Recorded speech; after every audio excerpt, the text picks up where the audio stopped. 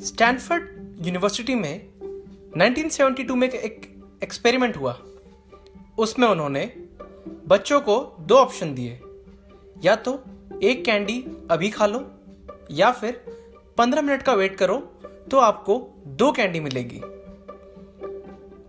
Basis जो बच्चों ने चॉइस किया था उसमें से 15 बच्चों ने चूज किया था कि वो वेट करेंगे 15 मिनट्स और दो कैंडी का इंतजार करेंगे, और बाकियों ने इमीडिएट उस कैंडी को कंज्यूम कर लिया था। इसका रिजल्ट उन 15 बच्चों का और बाकियों का जब लाइफ में 20 साल बाद असेसमेंट लिया गया तो बहुत ही हैरान करने वाले फैक्ट सामने आए। जिन बच्चों ने वेट किया था just 15 minutes for those 15 candies, उनके पास थे better scores in education, better body mass index, they were much better in their career, and they had achieved a much better life as compared to the other students of the class. So, welcome to the new episode of Vinit Sir Podcast. इसमें हम बात करेंगे सिर्फ और सिर्फ financial lessons की जो आपको कभी नहीं भूलने हैं। If you want to live a stress-free life and a financially independent life. इसकी मैं शुरुआत करता हूं पहली चीज से। हम भारत की बात कर रहे हैं। इंडिया एक स्टेटस ड्रिवन सोसाइटी है। यहाँ पे हम ज़्यादातर लोग जो भी चीज़ें खरीदते हैं वो स्टेटस बढ़ाने के लिए होती हैं रादर देन यूज़ की होती हैं। उसका बिगेस्ट एग्जाम्पल ये है कि हम जो कुछ भी खरीदते हैं वो औरों को दिखाने के लिए होता है रादर देन अपने पर्सनल और बहुत ही इमीडिएट यूज़ के लिए होता है। ये मैं उन लोगों के लिए बात नहीं कर रहा जो बिल्कुल इमीडिएट नीड की चीजें खरीदते हैं, बट ज्यादातर जो हमारी परचेजेस होती हैं वो इसीलिए ही की जाती हैं। इस गेम से आपको बाहर आना होगा। इसका कोई एंड नहीं है। अगर आप अपने पड़ोसी से या अपने दोस्त से या अपने सर्कल में ही compete करते रहेंगे चीजों को लेके, तो आप फाइनेंशियली फ्री नहीं हो पाएंगे। या तो फिर आपकी इनकम इतनी ज्यादा एक्सीड कर जाए कि आपके जो एक्सपेंसेस हैं और आप कितनी भी बाइंग कर लें उससे कोई फर्क ही ना पड़े। बट आई डोंट थिंक ये इतनी इजीली पॉसिबल है अगर आप एक सेल्फ इंडिपेंडेंट इंसान की तरह लाइफ जी रहे हैं। So this has to stop immediately. एक कोट है, एक पर्सनल फाइनेंस गुरु है मुथु कृष्णन, उनका एक कोट है कि if you are not keeping up with your peers and you can save and invest, by the age of 35 you can achieve financial freedom which is much easier. आपका जिंदगी का गोल होना चाहिए financial freedom. Second, unhappy people they shop a lot. उसका एक बहुत बड़ा reason है। वो शॉपिंग इसलिए करते हैं क्योंकि जो उनके अंदर की पीस, जो एक शांति है, जो एक इनर कंटेंट है, वो मिसिंग होता है। ये मैं नहीं कहता, एक स्टडी हुई थी उसमें भी ये प्रूवन हुआ है। जब लोग दुखी होते हैं तो वो शॉपिंग पे निकल जाते हैं या फिर Amazon, फ्लिपकार्ट जैसी साइट्स खोल के कुछ ना कुछ 4-5 चीजें ले लेते हैं क्योंकि उनको लगता है कि शायद ये मुझे फुलफिल कर देगा। बट अनदर वे, वो सिर्फ खर्चा है। It does not add anything to your life. So आपको और एक्टिविटीज लाइफ में लानी पड़ेंगी जो आपको बेटर कर दें, इन द सेंस कि आपको ये बाइंग और ये चीजें खरीद के खुद को अंदर से भरने की जरूरत ना पड़े। इस चीज से वही लोग रिलेट कर पाएंगे जिन्होंने ऐसी शॉपिंग्स की हैं। आगे, हमारा जो स्टफ है, मेरी जो गाड़ी है, मेरा जो घर है, मेरी जो घड़ी है, मेरा जो फोन है, मेरे जो महंगे कपड़े हैं, मेरे जो बहुत महंगे जूते हैं या मेरी बहुत महंगी बेल्ट है, जितनी परवाह मैं करता हूं चीजों की उतनी कोई नहीं करता। Nobody cares about our stuff than ourselves. इस रूल को आपको जिंदगी में लाना ही पड़ेगा। हमें ऐसा लगता है कि यार मेरी गाड़ी की चर्चा पूरे इलाके में है, या मेरी स्कूटी, मेरी बाइक, या जो भी मेरे पास है उसकी बात दुनिया कर रही है। नहीं, ऐसा बिल्कुल नहीं है। शायद 2-4 मोमेंट का हो सकता है, but this is a hard truth जो आपको एक्सेप्ट करना ही पड़ेगा, तभी आप इस हैबिट को भी रोक पाएंगे। नहीं तो आप ये अपनी खुद की लाइफ में भी देख सकते हैं कि जिन लोगों के पास चीजें हैं जो आपके पास नहीं है या जो आपको चाहिए, आइदर वो आपके गोल्स हो सकते हैं जो कि सोशल मीडिया द्वारा दिए गए होंगे, या फिर आपने कुछ देखा होगा तो आपको वो गोल्स आ गए होंगे, but in reality those things do not matter much. और इसके बहुत एग्जांपल्स हैं, आपकी खुद की लाइफ में आप देखेंगे तो आपको मिल जाएंगे। अब आते हैं सबसे बड़ी चीज पे। आपको डेट यानी कि कर्जा, चाहे वो एक छोटा हो या बड़ा हो, अवॉइड करना है हर हाल में। पहले के लोग खुश थे क्योंकि वो सेव करते थे और उस चीज की जो वैल्यू होती थी जब वो खरीदते थे उसको, उस 10 महीने 12 महीने 4 साल 5 साल सेव करने के बाद उसकी वैल्यू एक अलग होती है, जिसको कहा जाता है डिलेड ग्रेटिफिकेशन। जब आप उसको प्रैक्टिस करते हैं, जब अपनी लाइफ में इसको आप एज अ रिलीजन लाते हैं, तो आपको उस चीज का एहसास होता है। ये स्टार्ट होती है एक छोटी बाइंग से, जो कि क्रेडिट कार्ड स्वाइप होता है। वो छोटी हैबिट आपको एक ऐसे ट्रैप में फंसाती है, उससे निकल पाना बहुत मुश्किल होता है। आप 1000 की चीज से स्टार्ट करते हैं और वो 5 लाख तक जाती है, just because of that credit card. और वो ऐसा सर्कल है, वो ऐसा विशियस सर्कल है, जैसे एक चूहा जाता है ना एक केज में और वो फंस जाता है उसमें मेजॉरिटी लोग फंस जाते हैं।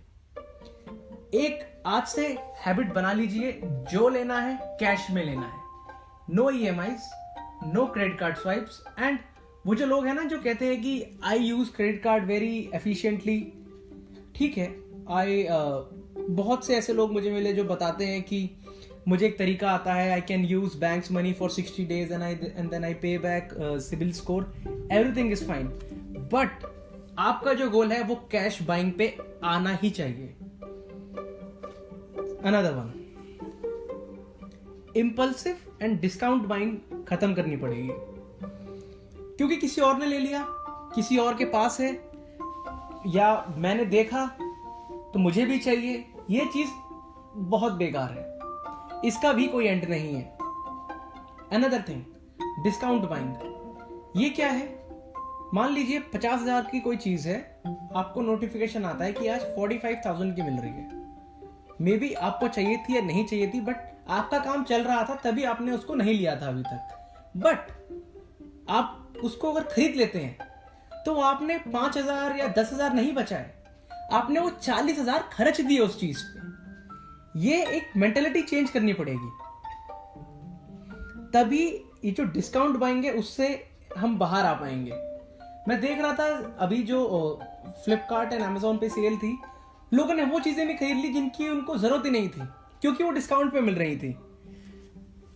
70-72,000 80,000 ऐसे ऐसे लोगों ने ऑर्डर्स दे दिए, तभी शायद 50 सेलर्स फ्लिपकार्ट के करोड़पति बन गए सिर्फ 1-2 दिन में, क्योंकि लोगों ने चीजें खरीदिए। अगर जेन्युइन जरूरत हो, जेन्युइन आपने उसके लिए सेव किया हो, या वो आपका वन ऑफ द गोल हो, but do not by just because it is available on discount. अब आते हैं जो एक सबसे बड़ी मिस्टेक, जब एक आदमी या एनी पर्सन जब कोई कमाना चालू करता है तो उसका पहला गोल होता है एक होम, और उसके लिए लोग होम लोन ले लेते हैं। तो कुछ बातें मैं बता देता हूं आपको। नंबर 1, रियल एस्टेट बहुत ही इलिक्विड एसेट है। कभी आपको अगर पैसों की जरूरत पड़ेगी तो आप मार्केट में तो जाएंगे, बट आपको इमीडिएट पैसा नहीं मिलेगा, वो पैसा आपका फंस जाता है। लोगों ने बहुत पैसा बनाया रियल एस्टेट में, बहुत लोग कहते हैं कि हम लोग अरबपति बने, या आपने बहुत एग्जाम्पल देखे होंगे ऐसे, जो लोग सिर्फ रियल एस्टेट से आज राजा की तरह जी रहे हैं ऐसे एग्जाम्पल्स। बट अगर आप रिटर्न्स को कैलकुलेट करेंगे और एज एन इन्वेस्टमेंट देखेंगे तो रियल एस्टेट लीजिए अगर आपके पास उतना कैश हो, अगर आप कैश में बाइंग कर सकते हैं एंड उस पैसे को फंसाना अफोर्ड कर सकते हैं तो आप लीजिए। But home loan is one of the worst mistake one can make. अभी मैं एक CNBC का आर्टिकल पढ़ रहा था, उसमें 80% मिलेनियल्स ने यही कहा कि हमारी सबसे बड़ी गलती यही थी कि हमने होम लोन ले लिया, क्योंकि होम लोन आपकी जो रिस्क टेकिंग कैपेसिटी है उसको आपसे ले लेता है।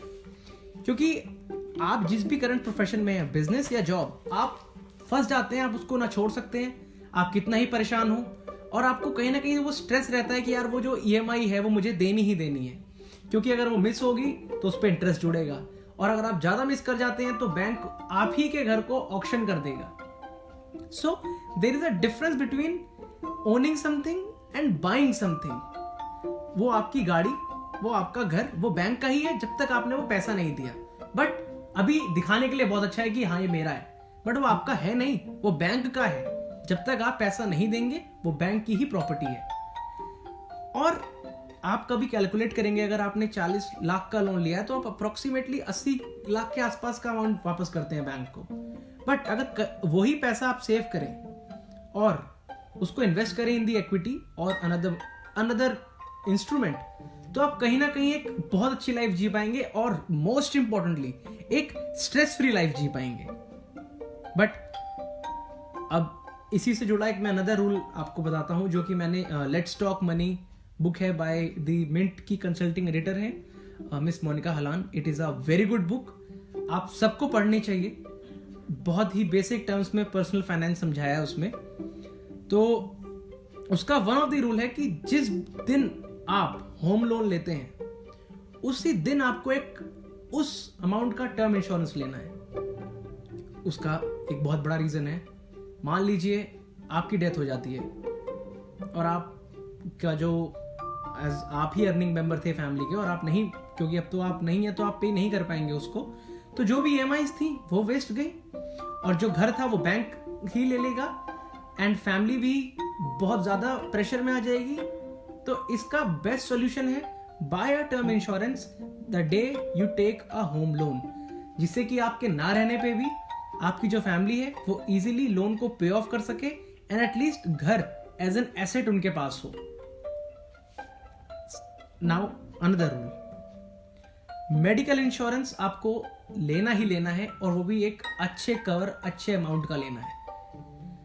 हॉस्पिटल चार्जेस आज शायद बहुत अच्छे होटल्स को भी बीट कर रहे हैं, और ये हमने रियलाइज किया, कोविड ने तो खासकर सबको रियलाइज करवा दिया, medical insurance is the most important thing.